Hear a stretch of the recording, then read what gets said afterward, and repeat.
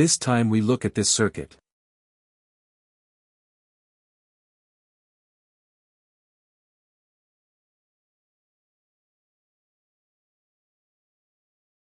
We know that we can exchange the first two NANDs for a NOT. We will now replace this circuit with a new circuit and call this OR, more precisely, inclusive OR. Now let's build this circuit. We use our script again and call it with the following command line. We are importing the NAND again. And rewrite the calculate method by translating the original circuit into code.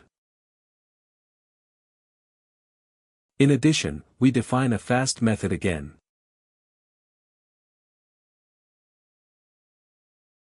Then we adjust the panel, main and init.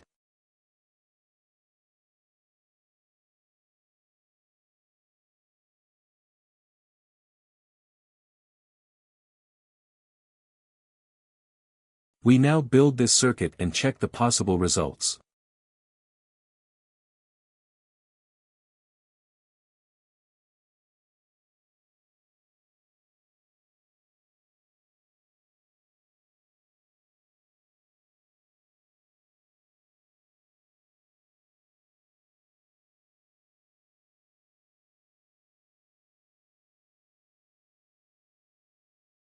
Let's now look at a few more rules.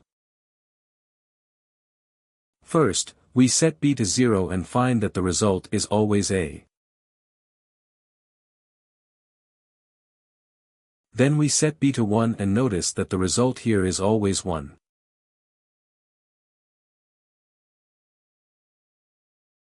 If both inputs are set to A, this always results in A.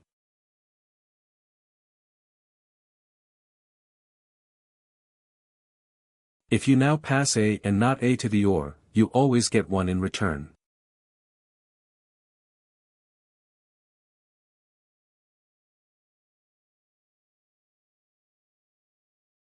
In the next video we will look at the XOR circuit.